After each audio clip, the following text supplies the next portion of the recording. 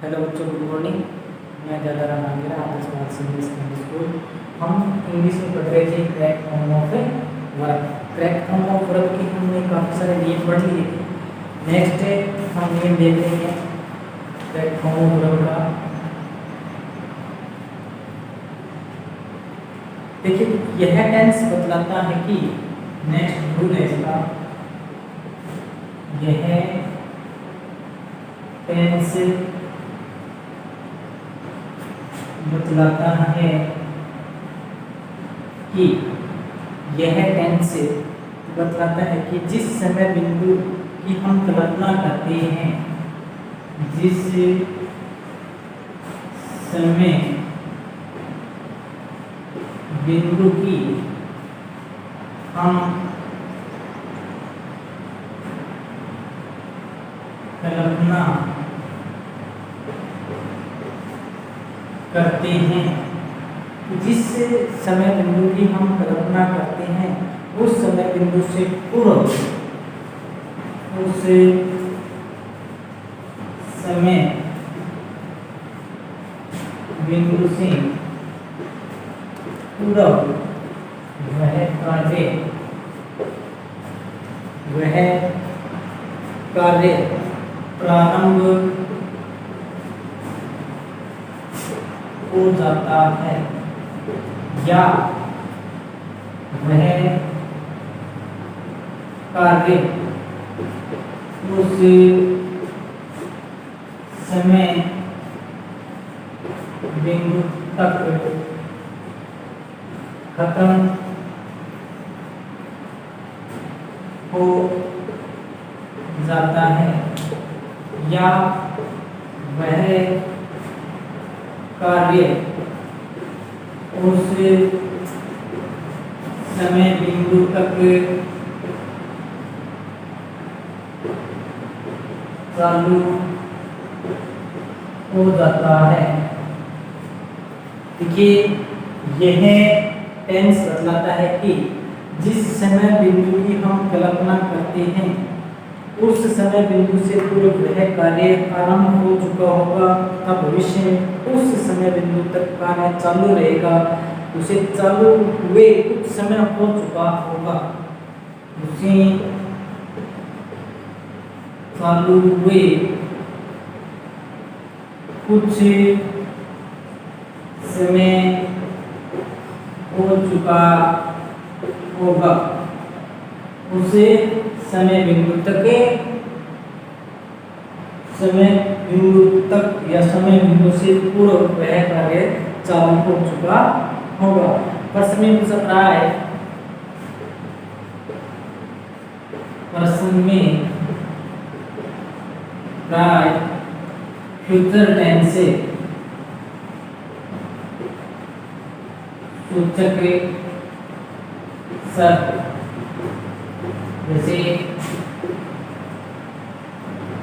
Tomorrow, next में day, week, month, year. Future tense सूचक शब्द tomorrow, next, week, month, year. घड़ी का समय, घड़ी का समय दिया होता है, घड़ी का समय दिया होता है। समय से पहले नेक्स्ट, समय से पहले सिंस, फॉर, ऑल। समय से पहले सिंस, फॉर, ऑल अवश्य होता है, अवश्य होता है। वाक्य में व्हेन के बाद वर्ब की फर्स्ट फॉर्म होगी। नेक्स्ट, वाक्य में व्हेन के बाद वर्ब की फर्स्ट फॉर्म को नेक्स्ट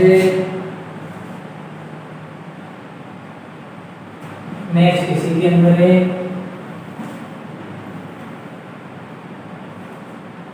फ्यूचर टेंस सूचक शब्द के कारण विल या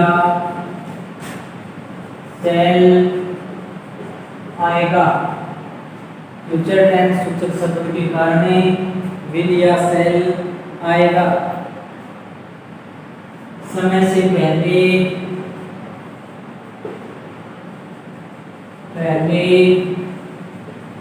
सिंस या और के कारण विल हैव बीन या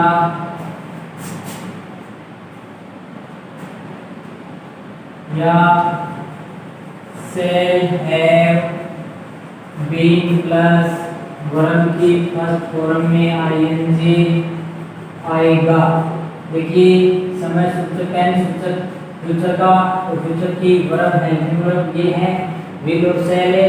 सिंस और के कारण हमने किया था हैव बीन या ये हैज बीन, तो ये सेल हैव बीन या will have been plus verb की फर्स्ट फॉर्म में आईएनजी आएगा। अभी हम इसका एग्जांपल देखते हैं।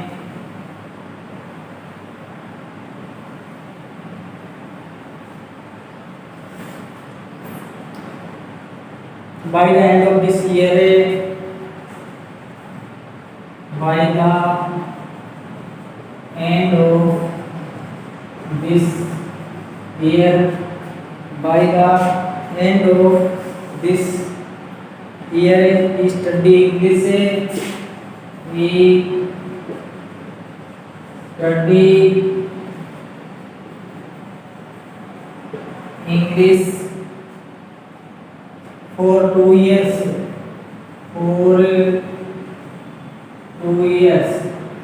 अब देखिए हमने जो रूल बनाया था कि समय से पहले घड़ी के समय से पहले बाई दिया होगा तो ये बाई आ गया। उसके बाद में समय से पहले सिंस या फोर दिया होगा, सिंस और फोर आ गया। By the end of this year he study English for 2 year. तो हमारी जो वर्ब आएगी ये सब्जेक्ट के according will have been studying, will have been studying। देखिए बाई द एंड ऑफ ये फ्यूचर का है, ये समय से पहले सिंस फॉर ऑल है तो सिंस फॉर ऑल के कारण have plus been plus verb की फर्स्ट फॉर्म में आईएनजी आएगा और फ्यूचर के कारण हम विल और सेल का यूज करेंगे। हमारा सब्जेक्ट देखिए है इसलिए हमने यहाँ विल का यूज किया था। ये हमने पहले बता दिया था विल किसके साथ में आएगा और सेल किसके साथ में आएगा। Next they play for 3 hours, they play for 3 hours by 7 o'clock this evening, by 7 o'clock this evening, by 7 o'clock this evening। देखिए बाई के बाद में घड़ी का समय दिया हुआ है और इधर टाइम से पहले सिंस और होले दिया हुआ है तो हमारा आंसर आएगा they will have been playing, they will have been playing. Next इसमें एक नोट लगा के लिखेंगे कि बाई की जगह कभी कभी समय से पहले ऑन भी दिया होता है। नेक्स्ट नोट कभी कभी बाई के स्थान पर समय से पहले ऑन भी आता है। बाई के स्थान पे कभी कभी ऑन भी आता है। इसका एग्जाम्पल देखेंगे हमें। Raju teach English for 8 years on 10 March 2010। Raju teach English for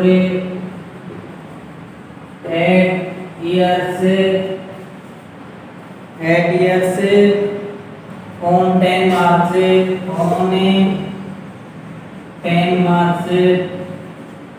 2020। तो राजू इधर हमारा समय दिया हुआ 10 मार्च, यहाँ पे बाई दिया रहा था पहले, अभी हम यहाँ पे ऑन है, ऑन के साथ भी वही रूल लागू होगा। तो Raju teach English for 8 years on 10 March 2020। तो इसके अंदर Raju will have been teaching.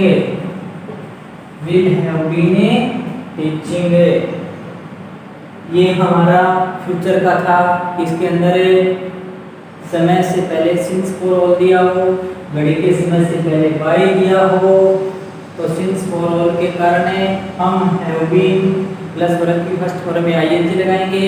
इसके अंदर फ्यूचर टेंस सूचक शब्द भी होंगे, इसके कारण विल और शैल आएगा। तो हमारी जो पूरी वर्ब है वो बनेगी विल हैव बीन या shall have been plus verb की फर्स्ट फॉर्म में आईएनजी, ये पूरी वर्ब बनेगी। वर्ब होती है ज्यादा से ज्यादा 4 शब्दों की हो सकती है। वर्ब ज्यादा से ज्यादा 4 शब्दों की, जैसे अभी हमने ये पढ़ा था विल हैव बीन टीचिंग, ये वर्ब है इसमें, विल हैव बीन टीचिंग। तो 4 शब्द है इसमें, 1 2 3 और 4।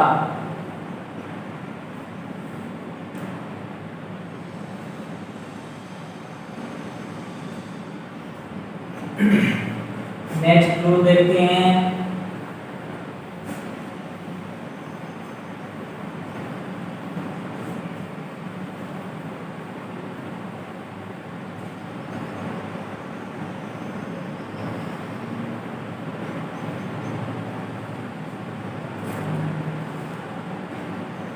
यदि वाक्य में yet just up to now rule, यदि वाक्य में yet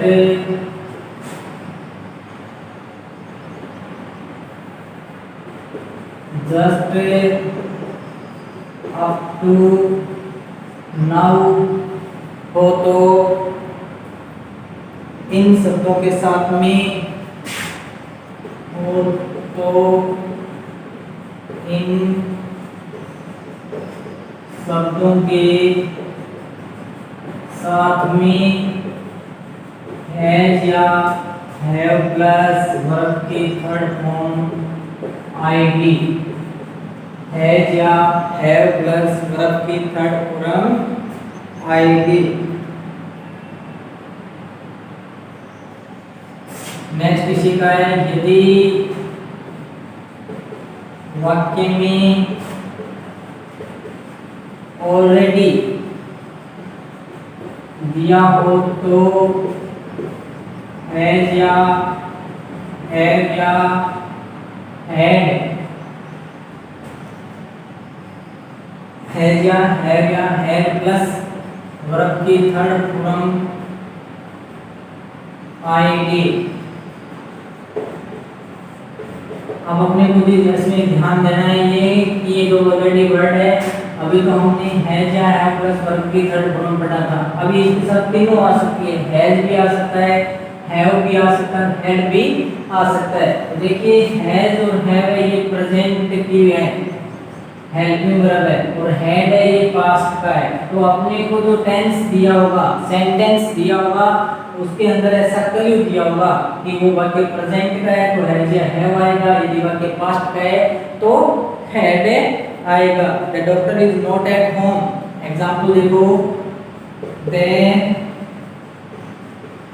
doctor is not at home. The doctor is not at home. He go to hospital just now.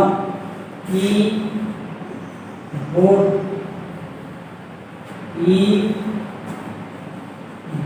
to hospital just now. Just now. अब देखो इसमें सबसे पहले तो यहाँ पे इज प्रेजेंट का है, इज प्रेजेंट का है, और इधर जस्ट भी आ रहा है, तो जस्ट भी आ रहा है। जस्ट के साथ में हम हैज या हैव प्लस वर्ब की थर्ड फॉर्म लगाएंगे, और यदि ऑलरेडी भी आ जाए तो इन तीनों में से कोई एक लगाएंगे। यदि अपने को वाक्य प्रेजेंट का मिले तो प्रेजेंट में हैज लगाएंगे, यदि वाक्य पास्ट का होगा तो हम हैड लगाएंगे। अब इधर देखो ये प्रेजेंट का है, इज आया है, तो इसके साथ हम लगाएंगे the doctor is not at home, he has gone, he has gone. Has present का है, तो वाक्य में पहले अपने प्रेजेंट की है वर्ब दी हुई है। नेक्स्ट रूल देखते हैं, नेक्स्ट एग्जांपल देखते हैं, इसका ऑलरेडी राइट है।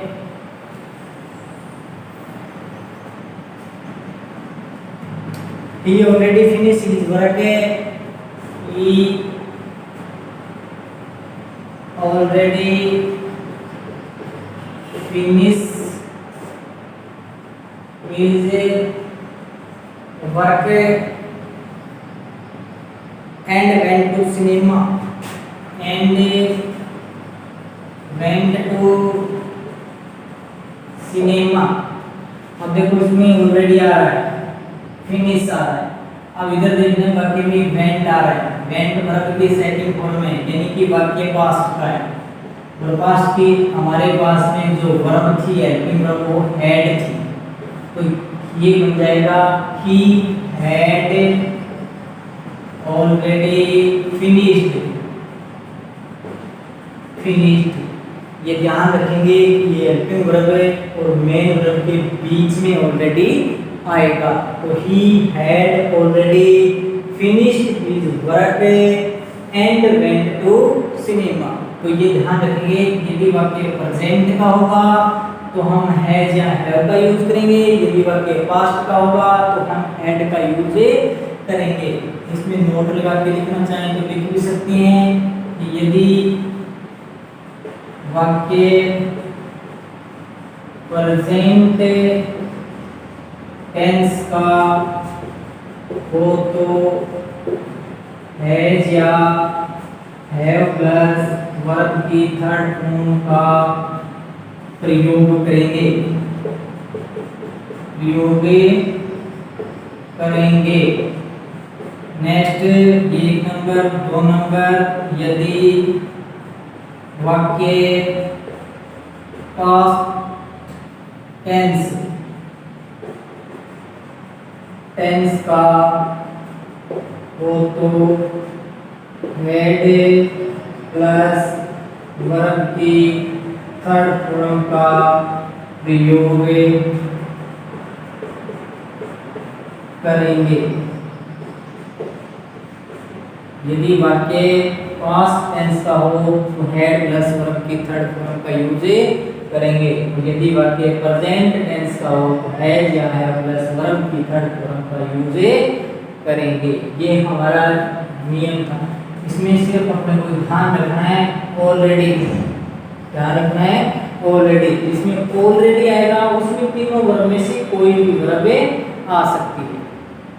देखिए ऑलरेडी अभी यहाँ पे ये पास्ट का था, वेंट वर्ब की सेकंड फॉर्म पास्ट थी, इसलिए हमने यहाँ पास्ट के वर्ब का यूज किया। यदि यहीं पे कोई प्रेजेंट सूचक शब्द होता तो हम यहाँ पे प्रेजेंट हैज और हैव का यूज करते। नेक्स्ट